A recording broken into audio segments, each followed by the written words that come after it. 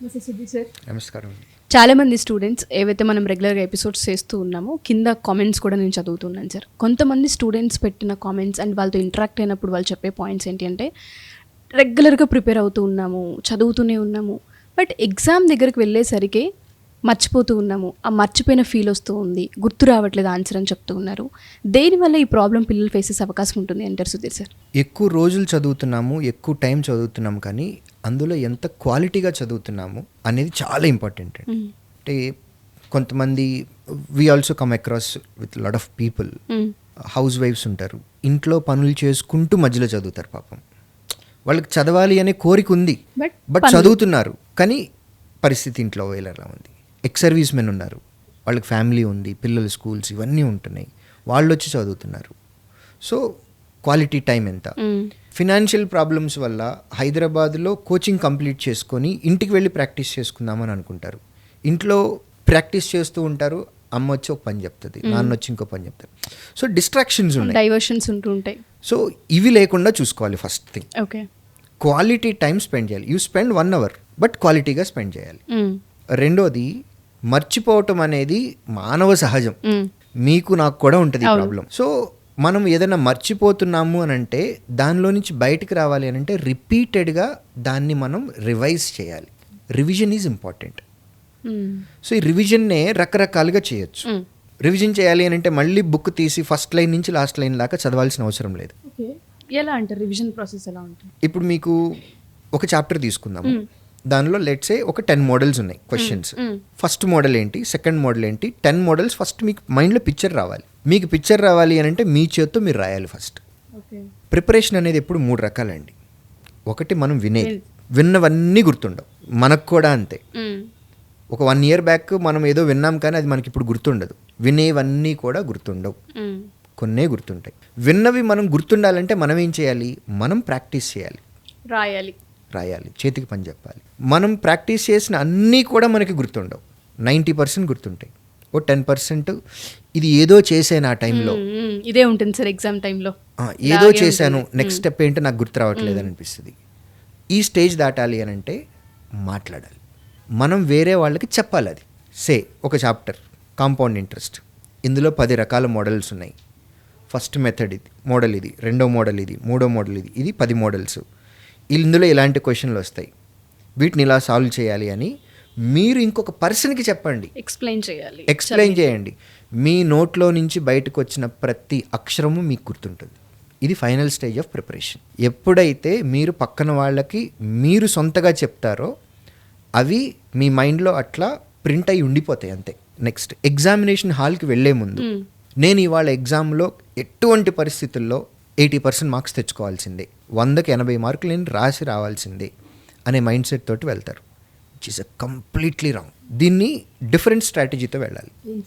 80 తెచ్చుకోవటం ఎంత వాస్తవమో 20 వదిలేయటం కూడా అంతే వాస్తవం.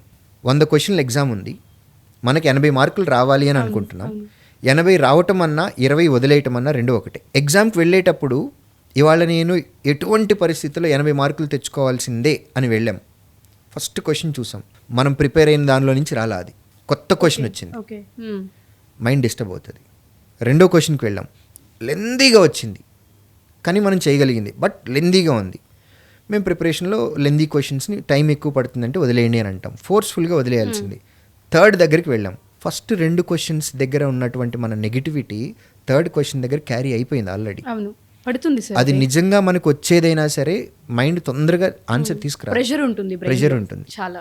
ఇప్పుడు రెండో స్ట్రాటజీలోకి వద్దాం. 80 క్వశ్చన్లు మనం తెచ్చుకోవటం అని అంటే 20 క్వశ్చన్లు వదిలేయటం. సో ఇవాళ క్వశ్చన్లో నేను ఒక 20 వదిలేయచ్చు లాజిక్ అనే దాంతో మనం వెళ్దాం. ఫస్ట్ క్వశ్చన్ వచ్చింది, మనకు అసలు తెలియదు, పర్వాలేదు, 20లో ఒకటి వదిలేయచ్చు. రెండోది లెందీగా ఉంది, 20లో రెండోది కూడా వదిలేయచ్చు, కానీ లాస్ట్లో వదిలేద్దాం, ఇది నేను చేయగలను, టైం ఉంటే ఇది చేస్తా, లేదంటే ఇది వదిలేస్తా. థర్డ్ క్వశ్చన్కి వెళ్ళేటప్పటికి ఆ ముందు 2 క్వశ్చన్ల యొక్క నెగిటివిటీ అనేది కానీ ఆ ప్రెషర్ కానీ మనకి ఏమీ ఉండదు. సో ఎగ్జామ్కి వెళ్ళేటప్పుడు మైండ్ సెట్ కూడా చాలా ఇంపార్టెంట్. ప్రతి ఆస్పిరెంట్ ఎగ్జామ్కి వెళ్ళేటప్పుడు ఒకే ఒక్క పాయింట్ తోటి మైండ్ పెట్టుకొని వెళ్ళాలండి. ఇవాళ ఎగ్జామ్లో నాకు ఇచ్చినటువంటి టైంలో I should give my best. ఒక ఆస్పిరెంట్ ఇంతకు మించి ఏమీ చేయలేడు. టెన్షన్ పడి, హడావుడి పడి, ప్రెషర్ తీసుకొని మన ఎబిలిటీకి తగ్గ పర్ఫార్మెన్స్ మనం ఇవ్వలేకుండా తక్కువ పర్ఫార్మెన్స్ ఇచ్చి ఎగ్జామ్ హాల్లోంచి బయటికి రావాలి. ఇవన్నీ తీసి పక్కన పెట్టి ఇవాళ ఎగ్జామ్లో నా బెస్ట్ నేను ఇచ్చి రావాలి.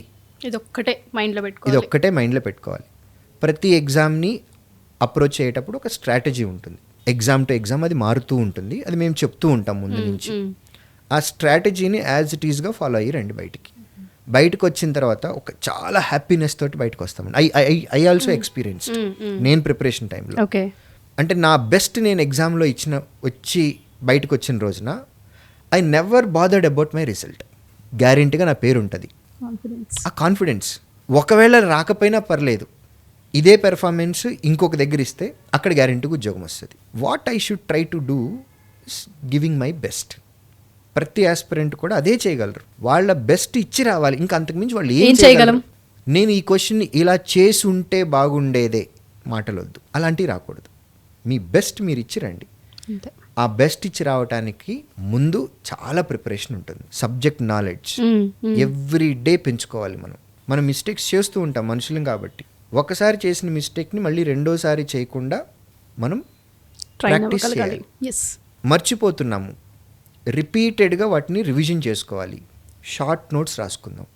కొన్నిటికి పిక్టోరియల్లో రాసుకోవచ్చు, టెక్నిక్స్ మాట్లాడుకోవచ్చు. ఒక పర్టిక్యులర్ క్వశ్చన్, మోడల్ క్వశ్చన్ ఎప్పుడు తప్పు చేస్తున్నాను, ఆ తప్పు ఏంటో ఐడెంటిఫై చేసుకొని అదే నోట్స్లో రాసుకుంటున్నా. నేను ఇదిగో ఈ తప్పు చేస్తున్నాను, ఈ తప్పుకి ఇది కరెక్ట్ అని నా చేతులతో నేనే రాసుకున్నాను. ఆ పాయింట్ని ఒక 10 సార్లు రివైజ్ చేసుకున్నా. ఎగ్జామ్కి వెళ్ళేటప్పుడు ఇది రివిజన్ చేసుకొని ముందు రోజు వెళ్ళాను. ఇదే క్వశ్చన్ వచ్చింది అని అనుకోండి, నాకు గుర్తుంటుంది already. So pictorial representation, tabular format, techniques point వైజ్గానో, షార్ట్ కట్స్, ఇవన్నీ ఒక బుక్లో రాసుకొని అందులోనే మన మిస్టేక్స్ ఏమేం చేస్తున్నామో ఆ మిస్టేక్స్ కూడా రాసుకుంటే ఆ ఒక్క బుక్ చాలు మనం రివిజన్ చేయడానికి. ఆ బుక్లో ఏమున్నాయి? ఇంపార్టెంట్ పాయింట్స్ ఉన్నాయి, టెక్నిక్స్ ఉన్నాయి. అన్నిటికంటే ముఖ్యం మనం చేసే మిస్టేక్స్ ఉన్నాయి. ఆ మిస్టేక్స్కి కరెక్ట్ ఏంటో కూడా ఉంది. ఇది ఒక్కటి రివిజన్ చేసుకోవాలి. వీలైనని ఎక్కువసార్లు రివిజన్ చేయాలి. చేసుకొని వెళ్తే ఎగ్జామ్లో టెన్షన్స్, మర్చిపోయాను, గుర్తు రావట్లేదు, ఇవన్నీ ఏముండవు. పీస్ ఆఫ్ మైండ్ తోటి హ్యాపీగా వెళ్ళి ఎగ్జామ్ రాసి బయటికి రావచ్చు. సో మీరు చెప్పినట్టుగానే చాలామంది స్టూడెంట్స్ ఎవరైతే గవర్నమెంట్ జాబ్ క్రాక్ చేయాలనుకుంటూ ఉన్నాం, నెక్స్ట్ మా ప్లాన్ డిగ్రీ అయిపోయిన తర్వాతనో బీటెక్లో అయిపోయిన తర్వాత రకరకాలుగా ఒక్కొక్కరు పాస్అవుట్ అయిపోయిన తర్వాత పలానా జాబ్ కావాలి, అది కూడా గవర్నమెంట్ జాబ్ అన్న ఆ కోరిక ఉంటుంది. అలాంటి పిల్లలు ఎవరైనా సరే ప్రిపరేషన్ మెయిన్ ఇంపార్టెంట్ అని మనం చెప్తూ ఉన్నాం. దానికి తగ్గట్టు రివిజన్ ఉంటుంది. అండ్ కొన్ని స్ట్రాటజీస్ ఉంటాయి. గవర్నమెంట్ ఎగ్జామ్స్కి ప్రిపేర్ అయ్యే ప్రతి స్టూడెంట్ కూడా ఒక స్ట్రాటజీతోనే వెళ్ళాలి. మన దగ్గర ఏ విధంగా ఉంటుంది శ్రీజసిసిలో? ఎలా ట్రైన్ చేస్తాం పిల్లల్ని? అసలు ఏ విధంగా ఉండే అవకాశం ఉంటుంది సార్? ఫస్ట్ ఎగ్జామ్కి సంబంధించి బేసిక్ నాలెడ్జ్ ఇవ్వాలండి. అది క్లాస్ రూమ్ టీచింగ్లో ఉంటుంది. అది అయిపోయిన తర్వాత ఇది ప్రిలిమినరీ ఎగ్జామ్కి సంబంధించి. నెక్స్ట్ మెయిన్స్ ఎగ్జామ్లో standard of the question altogether different ఉంటాయి అండ్ టైం టు టైం మారుతూ ఉన్నాయి. మనం 5 years బ్యాక్ వచ్చినటువంటి క్వశ్చన్ పేపరు, 2 years బ్యాక్ వచ్చినటువంటి క్వశ్చన్ పేపరు, మొన్న జరిగినటువంటి క్వశ్చన్ పేపర్ కంప్లీట్లీ డిఫరెంట్. సంబంధం లేదు. సో మేము మా మెటీరియల్ని ఎవ్రీ 2 yearsకి అప్డేట్ చేస్తూ ఉంటాం. బట్ ఈ 2 yearsలో మళ్ళీ మోడల్ చేంజెస్ ఉంటాయి. లెట్స్ సే లాస్ట్ ఇయర్ మేము అప్డేట్ చేసాం బుక్, ఈ 1 yearలో మళ్ళీ కొత్త మోడల్స్ వచ్చినాయి. మరి ఇవి పిల్లలకి నేర్పించాలి కాబట్టి మేము మాక్ టెస్ట్లు పెడతాం.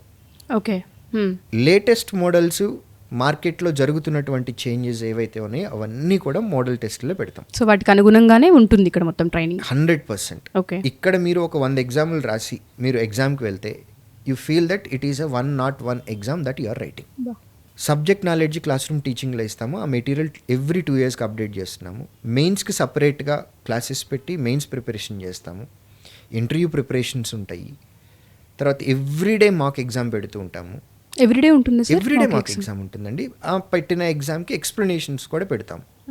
అంటే అదే క్వశ్చన్ ఎగ్జామ్లో వస్తే మనం ఏ మెథడ్ వాడి ఆన్సర్ తీసుకురావాలి. క్లాస్ రూమ్ టీచింగ్లో అయితేనేమో traditional method step by step చెప్పుకుంటూ వెళ్ళిపోతాం. అవన్నీ వాడితే ఎగ్జామ్లో అన్నిటికీ ఆన్సర్ పెట్టలేము answers.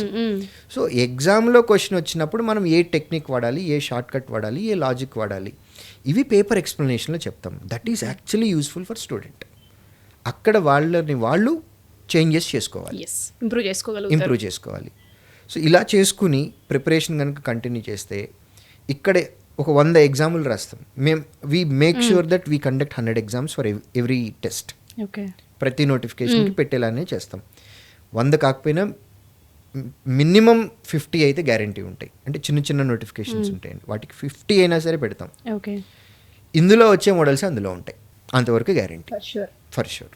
Yeah, thank you sir. ఏ విధంగా అప్రోచ్ అవ్వాలంటారు మిమ్మల్ని? శ్రీధర్ జాయిన్ అవ్వాలి అనుకుంటే మన బ్రాంచెస్ ఎక్కడెక్కడ ఉన్నాయి, ఎలా అప్రోచ్ అవ్వచ్చు అంటారు మిమ్మల్ని? ఏపీ తెలంగాణలో 14 బ్రాంచెస్ ఉన్నాయండి. ఆఫ్లైన్ సెంటర్స్కి ఫిజికల్గా వెళ్ళి మాట్లాడొచ్చు మా టీమ్ తోటి, లేదంటే స్క్రీన్ పైన కనపడుతున్న నెంబర్కి కాంటాక్ట్ చేయొచ్చు. Thank you sir, thank you so much.